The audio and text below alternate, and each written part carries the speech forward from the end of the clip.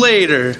What's up, everybody? Welcome to the Loud Spot. I'm your host, Sebastian, out of Oklahoma City. We got Weird Wolf, Ava Gore joining us, co-hosting on this Wednesday evening, and we have Melissa Wolfe from the band Sepsiss. How are you? Hey, I'm doing great. How are you? I'm doing great, and I think Ava's always doing great. She's always smiling like she's doing great. So one thing I noticed about the band that I thought was very cool and caught my eye right away is when I went to your website and I seen your music videos, everything's very colorful. Oh, and thank you. Yeah, and your hair is also very colorful. We like to play around with colors. Yeah, and there's so many bands nowadays, especially in the rock scene and metal scene, that are very just black and grays, and it's kind of refreshing to see. It's very like your website's very eye-catching and it's up to date. I feel like you're shitting on me, Sebastian. Well, no, I'm not even talking about you. Talking about myself. No, I'm just kidding. No. But is that intentionally done with the colors? Is that something that you do on purpose? Kind of, your hair is very colorful and the website's colorful. Is that like kind of I guess, what's the word I'm looking for? A thing? A thing that you do on purpose? Actually, that is very much a thing with Sepsiss. We do a lot of wardrobe here in the band. We usually pick a color or like a scheme, a theme. Every time we go on stage, we all like to match. That's a big thing in Sepsiss. And color being vibrant, that's always been a thing too. We really like to pop. We like to be different. And like you said, a lot of people in metal tend to wear just black. And I think it really helps us stand out. Would you say that you like to portray the same thing within the music itself? Yes, we do. We definitely do with the music. It's not depressing music. So we like to, brighten up the world a little bit, wake people up. That's awesome. Mary's watching. She is from Mama Mary's Music Mayhem. She's watching. She says she's in the house right there. So, hi, Mary. She can't say hi back to us. Okay. Another thing I want to say, and I saw this from a Facebook post. Sepsiss posted a Facebook post. I don't remember what the post was about, but somebody was kind of knocking on the name Sepsiss, saying that it was like you shouldn't be named that because it's people die from sepsis. And someone, I think it was someone in your band that was like, it's a band's name. Like, do you recall that post? It was like last week. Yes, I recall that post. Honestly, it's just a band name. That's all it is. We've had people, die from the disease as well, or, we've known people in the past that have had it. For us, it's just a name. It makes it Google searchable. It's unique, Yeah, and I agreed with whoever replied to the reply to the comment. It's a rock band. You're in a band. You want to pick a cool name. I don't think anything's wrong with having any kind of name like that. I think it's a very unique and neat name. So, dude, does that happen often with you guys? Do people kind of say, "Why would you name your band that?" Yes, really? they do actually. This is a common thing. But people, for some reason, this is just an example. Please don't take this out of context. But people don't mind a name like Butcher Babies. Right. Yeah. Or Cannibal Corpse. I wonder, like, do you feel like you're treated differently as a female musician, like especially being a front woman? Like, I wonder if that has anything to do with it. Like me being a female musician myself, like I feel like I get judged a lot. Sometimes being a local female act, I can see that being an issue for sure. Yeah. Females are treated a little differently in metal, like period. Yeah, I'm sure. Like if it was an all guy band, no one might say anything about that. But because it's female fronted, maybe it's more of a thing. Like you're supposed to be a nurturer. Not an in your face metal person. No, but you guys have been around. When did you guys start the band? And you guys are from the East Coast too, right? We are from the East Coast. We are from the New England area, Manchester, New Hampshire, to be specific. And we started the band about 10 years ago. I met William Savant, my partner in all of this, 10 years ago through Craigslist. Now, he had put up an ad searching for musicians, and I happened to be looking for musicians at the same time. So I answered his ad, and I showed up for my tryout. And this was, again, in the middle of Manchester, New Hampshire. So I went for my tryout there. I met him in the basement, this creepy old basement. And I met up with one of the girls at first that were around him at the time. And I met up with the girl. She brought me into the basement. And a whole bunch of these guys were like rapping at the time. Hold on. Yeah. Hold on. You meet someone on Craigslist. You lured into a basement by another female just to maybe trap you in there, and then there's a bunch of dudes rapping. Okay, maybe I should say I did in fact bring somebody with me. Okay, well, sure. Did they shut the door behind you? Basement. Did they shut the door behind you? And was it kind of like? It was kind of creepy. Yes, it was a creepy old basement. It was creaky and damp. But so yeah, I met these guys, and a whole bunch of them were just rapping down there in the basement, and I was like, I am here for a metal tryout. Right? This is a metal thing we're trying to start. And he was like, yeah, of course, man. He starts shredding on the guitar, and I'm like, damn, you're really good.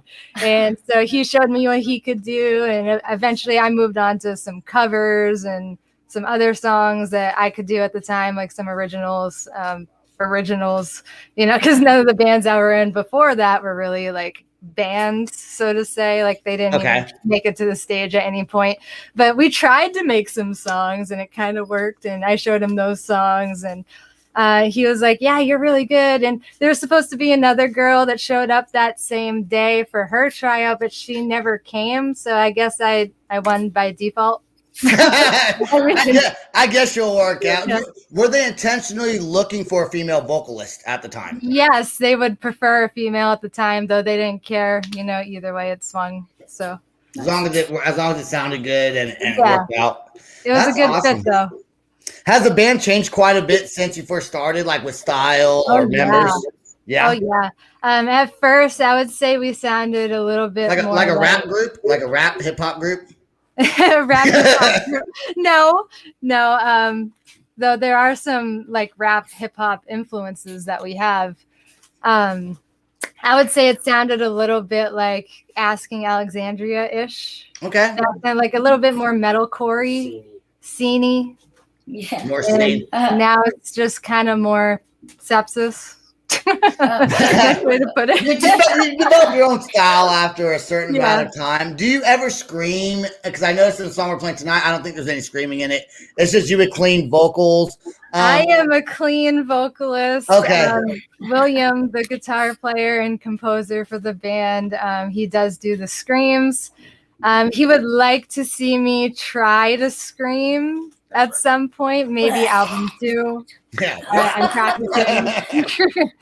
I wouldn't say I'm a screamer by any means. But no, he does some vocals also, doesn't he? He's the guitar player. He does backup vocals. Okay, and does he scream at all in some of your songs? Yes, he screams. Okay, and when you say composer, does he like write all the music? And then do you come in and write your own lyrics, or is that something you work on together, or is that like just you individually?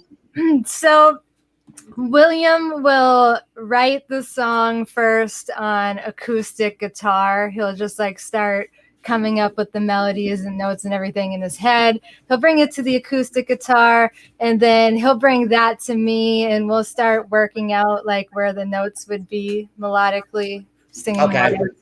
And then we'll like write lyrics after we've figured out where the note placement is. Okay. So we'll work on that together. We'll write some lyrics. There's actually a song called The Swarm that we have that started out as an ice cream song. So it wasn't originally, going to be about ice cream or anything, but we just kind of like made the words about ice cream so we could like learn where the notes were going to be. And we were just kind of singing about Haagen-Dazs and shit. Now, Mr. Goodbars, isn't he in your band? Isn't he someone related to? Yes, that's Mr. Right, yeah. Goodbars is our keyboard player and yeah. Oh, he does some rapping with you guys also? He does his own thing as a rapper, Mr. Goodbars. Okay. So he's in your band, but then he does his own rap thing on the side. Yes. Cool. So it would be awesome to get him to eventually rap in a Sepsiss song.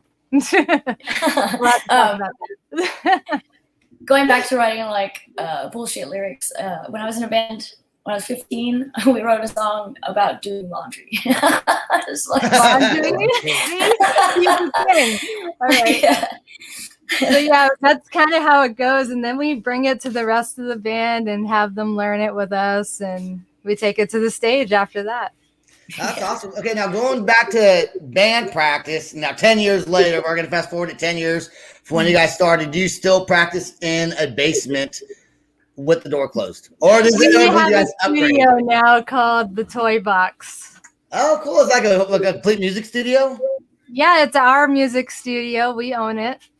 This is why I can't start a band nowadays, because I would like go to practice in a garage and like annoy all my neighbors. I'm a fucking 39-year-old man playing in the garage. I don't have enough. I don't have a studio. I have nothing. So I'm gonna stick. And you're already loud. And I'm already loud. Yeah, I think my neighbors can hear me talking actually sometimes when I'm doing the podcast. So you guys got a studio and you own the studio. So you guys, did you guys own the building itself? We rent the building. Okay. Yeah, Is it a music studio other bands can come in and practice, or is it just for Sepsiss? It's a music studio. Mr. Goodbars does a lot of engineering. So he will, take rappers and bring them into the studio. Sometimes other metal bands. We record music videos, all sorts of things. But he is definitely the one behind all the technology. Okay, it's always good to have someone in the band that knows how to do all that, because I feel like most people don't want to learn that. But if you got one person, they kind of take care of everybody. Like, I don't want to learn all that stuff. I'd rather have somebody else learn how to do it and then just do it for me. Well, hey, if you know how to do it, you don't got to pay anyone. That's right. That's the real secret. That's why you're in the band. You hear that? You hear that? It's not your rapping skills, bro. No, I'm just kidding. Okay, let's talk about tours. You guys have been around for 10 years. Mm-hmm. So I'm sure you've played some tours. I know you got some stuff coming up also in September, right? In September? We sure do. So there's going to be a show at the Fish Head Cantina. And that's going to be in Halethorpe, Maryland. Okay. And do you guys typically stay East Coast? Because I did thought they could kind of put in like local shows, and like there was nothing in Oklahoma City. I was just curious. I didn't think there would be. But do you typically stay on the East Coast, or have you done like a nationwide or even worldwide tour? We have so far mostly been in the New England area. I think the furthest we've ever traveled was like Ohio back in the day. But we have been really trying to branch out. And thankfully, we've got this huge national tour coming up with OTEP, the Almas, and the world over. And that is coming up, I think, in late October, early November. Awesome. Sorry. Go ahead. No, go ahead. So we've got that coming up, and it's going to be our first ever national tour. Nice. That's exciting. Yes. Oh, absolutely. What's your favorite part about performing live in front of an audience? My favorite part about performing is getting to put my energy out there with others and just share that experience. There is nothing like being on stage in front of people and expressing yourself. Because honestly, I feel at home on stage. I don't feel like I am me anywhere else. And for once on stage, I can be me. Yeah, that's cool. And you got Josh on here talking about some things that we are going to bring up. Josh, I promise you, we're going to bring up the Discord, and we're going to bring up Patreon. I swear to God, we're going to bring it up. So we are going to talk about. We got you. We got you. We got you. All right. We are going to play your song you already know. And then I want to talk about, because you have besides the band, you guys also have a whole team. But let's talk about the team after we listen to You Already Know. And this song just came out. You can check it out on YouTube. And hold on, my computer just did something. Okay, there we go. All right, let's play the song right now. Here we go.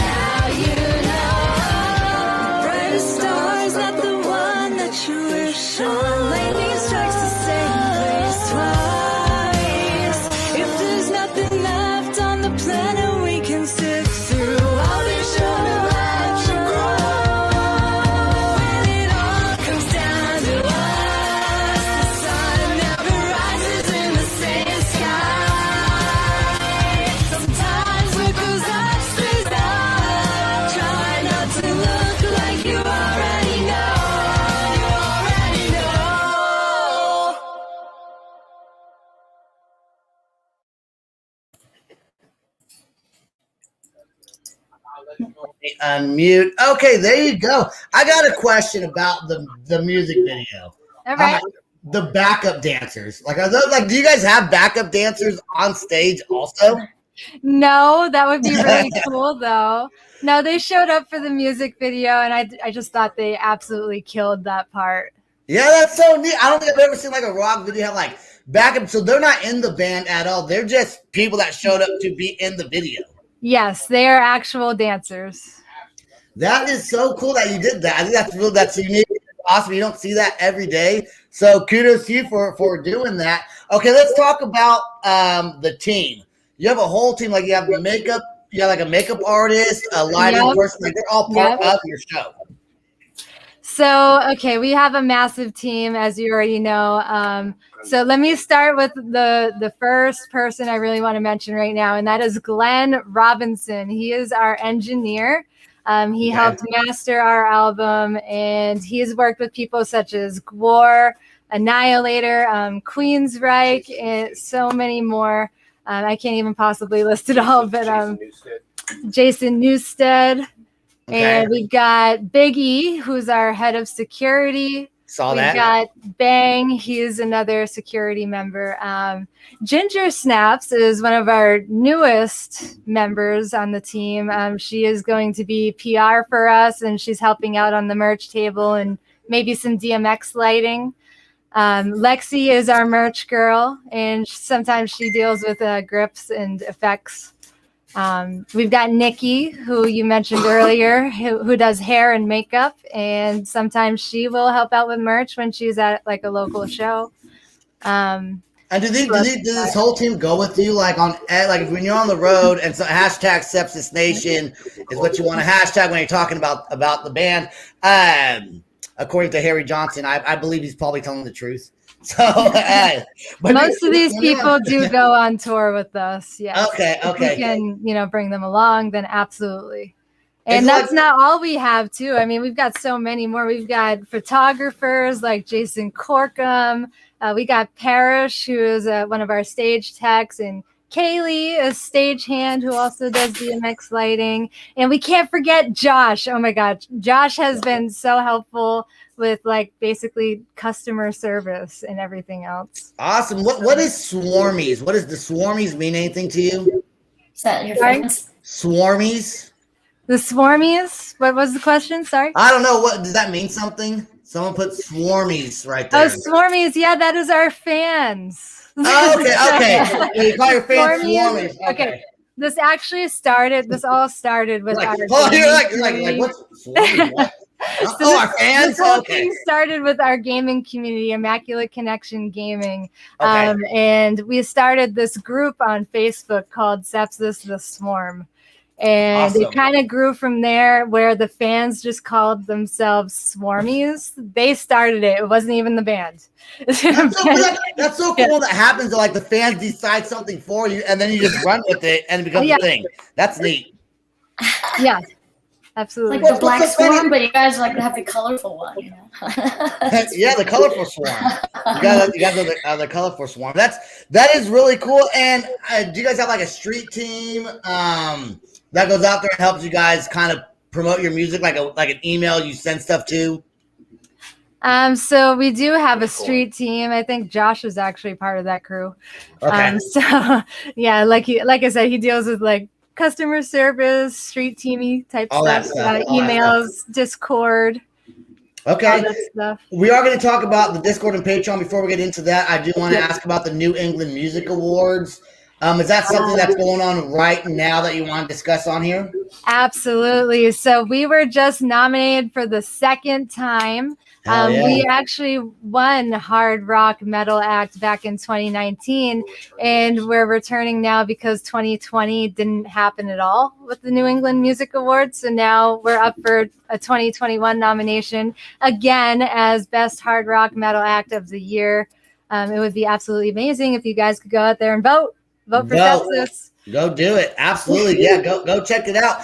And I was going to ask you also, besides the New England Music Awards, let's go into your Patreon page, because I saw on your Patreon page you have 3 different levels on there. and one is just kind of like, I think, getting emails from you. You can upgrade like $5, then like maybe a $15 or $10 one, which is going live with you on like Twitch or something like that. Something maybe, and then like the bigger package where they get to meet the band at the concerts. Mm-hmm. So how is that working out, and is that growing? Because as a podcaster, I thought about starting a Patreon page. Mm-hmm. So I'm more just curious on how that works, and how's it going with that? So Patreon is absolutely amazing. It has been so helpful for the band, especially during the quarantine era. So what you said, basically, there's like these different tiers in Patreon that allow you to do different things based on what you purchase. So the smaller tiers will start at things like, me sending electronic signed photos to joining me every week, every Saturday on Twitch for like Zoom calls and things like that. Any of the tiers allow that. And then as you move forward, there's other things like I'll send you Polaroids, glossy photos. Some of these have exclusive merch items that you can only get on Patreon. And then the later on tiers, you can, in fact, join us for VIP on our tour bus while we're on tour and get to meet the band, hang out with the band, and just so much more. There's so much if you read through all of that. I'm not even going to go through it all because that's so cool. I put that on there right there. It's www.patreon.com/Sepsiss with 2 S's to go support the band. Very cool personality on the show. You have a great. Do you want to say something, Ava? Yeah, I wanted to go back a little bit and ask about Immaculate Connection Gaming, and if you could go into a little more detail. So Immaculate Connection Gaming is, in fact, our Xbox gaming community, mostly based around Halo 5. But we do play other games as well. I know some of the boys like to play Call of Duty occasionally. I've been playing a lot of World of Warcraft lately, which we have added recently to our roster. But it's really Halo 5 based. And we get there every week as much as we can, sometimes once or twice a week on the Xbox. And we gather with them and play on Twitch and just get everyone to join us in gaming and have some fun there.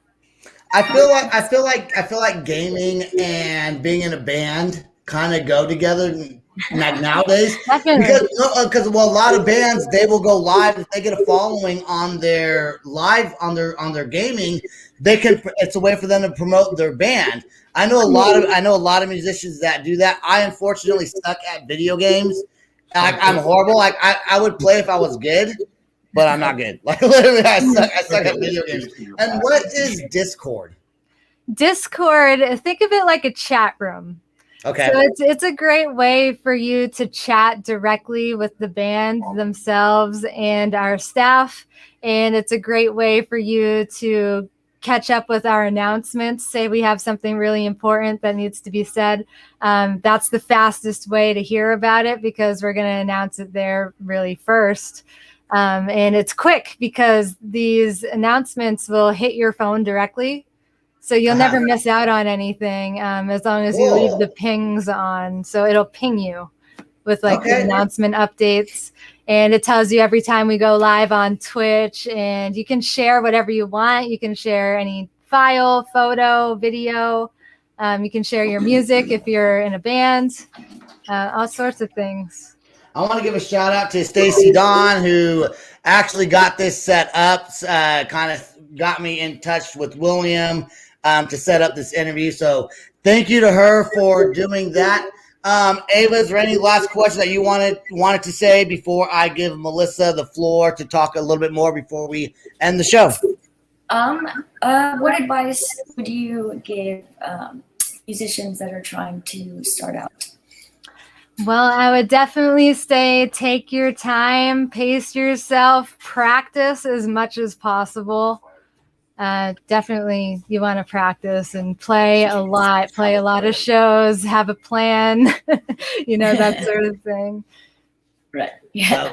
I want Sepsiss to stay colorful. Keep on doing what you guys are doing. Yes. Melissa, anything that you want to talk about that maybe you plan on talking about or something that you regularly talk about when you do podcast episodes that we did not cover on this episode? Well, as you guys already saw here on the interview, we just came out with a brand new music video for You Already Know. You can find that on YouTube. So just look for Sepsiss, You Already Know. Go check out the music video. And hopefully I get to see you all on tour. Thank you guys for tuning in. You can check us out anytime on our website. You could go to sepsiss.com. All of our merch is there, sepsiss.com/shop. Sign our guest book. That would be incredible. Yeah, so you guys have a guest book, and I'm sure you put your email address in there, get all that information. Well, I want to thank you, Melissa, for joining. I want to thank William for responding to my messages earlier about the episode. We were a little bit late today, but we made the show happen. I'm excited. I apologize for that. That's okay. My show's from 7 to 9, Mondays, Wednesdays, Fridays. So anytime in between. And I've even started. Yeah, we just do whatever.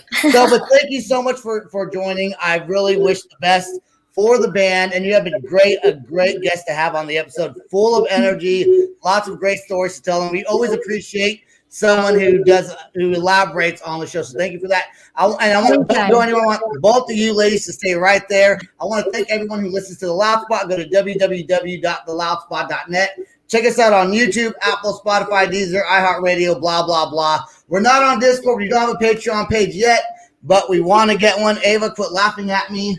And peace out, rock on. Much love. This is The Loud Spot outro by nothing short of tragic. Is this all talk with no action? No. Is this my thoughts with distraction? No. Is this what I bought that's in fashion? Or is this The Loud Spot with Sebastian? Yes. Does nothing short of tragic have us back again? Yes. Does everything that's good really have to end? Yes. A pimp host has a pimp show, so to get more episodes, make an order, this is over. Thanks for watching our video. Don't forget to click the like and share button. Don't forget to go to our YouTube and subscribe. If you want to listen to our audio and pick up some cool merch, go to www.theloudspot.net. Peace out, rock on, much love.